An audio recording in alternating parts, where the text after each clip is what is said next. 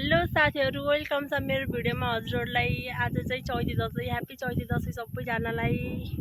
म चाहिँ माइत जाँदैछु, हिँड्दै आएको डाँडामा पुगेछु म चाहिँ अहिले। सर यही हाम्रो हिँड्ने बाटो, घरै जाने बाटो। अनि म चाहिँ बाटामा भिडियो बनाएन, गर्मी चाहिँ एकदम। यहाँ डाँडामा चाहिँ हावा लाग्यो, डाँडामा चाहिँ आएर भिडियो बनाउँदैछु। यस्तो राम्रो छ कि पछाडिको सिनहरू। बाटो यो चाहिँ मेरो घर जाने बाटो। लास्टै गर्मी छ, 12 बज्ला। यतातिर अटोहरू पनि चल्दैन कि हाम्रो यो बाटोतिर, त्यही भएर हिँड्दै जानुपर्छ। बाइक त चल्छ, आफ्नो बाइक छैन, त्यही भएर हिँड्दै जानुपर्छ। यो चाहिँ पहिला आर्मीको क्याम्प थियो अरे, आजभोलि हरे बाटो नै रहेछ।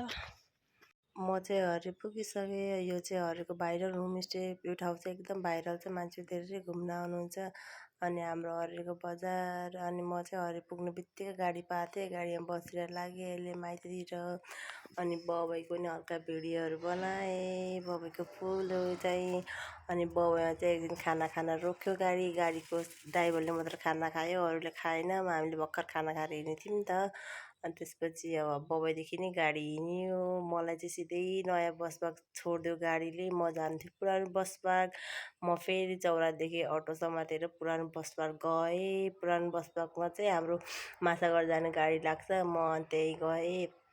गाडी पनि लागिरहेको थियो। अनि म्याजिकमा गइहालेँ म रातो म्याजिकमा फेरि त्यहाँदेखि। अनि हिँडिसकेँ म्याजिक नि। अनि म सिधै मानखोला पुगेँ। यो चाहिँ बर्दिया र बाँकेको सिमाना छुट्टिन्छ। म जाँदै गरेको सिमाना बर्दिया, उता चाहिँ बाँके पर्छ। अनि बाँकेको क्रस भएँ म। अनि म चाहिँ केदारेश्वर धाम हो यो बाँसगाडीको, एकदम राम्रो छ यो मन्दिर चाहिँ। धेरै मान्छेहरू घुम्न आउनुहुन्छ।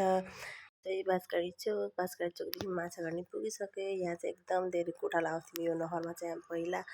अनि यो चाहिँ मेरो माइती गाउँ। फाइनली म माइती गाउँ पुगिसकेँ। मेरो चाहिँ माइती घर बन्दैछ भर्खरै। अनि म घर पुगिसकेको थिएँ, म मात्र हुनुहुन्थ्यो, बुवा हुनुहुन्थेन। मैले मम्मीलाई डकरेँ। मेरो भाइको चाहिँ birthday, happy birthday to you भाइ। मेरो भाइलाई चाहिँ एकदम आगोदेखि डर लाग्छ कि, फुल झिलझिल गरेर हेर्दै हुनुहुन्थ्यो। अनि हामी सबै फ्यामिली मिलेर बर्थडे भाइको मनायौँ साँझ। आजको लागि यति, बाई साथी।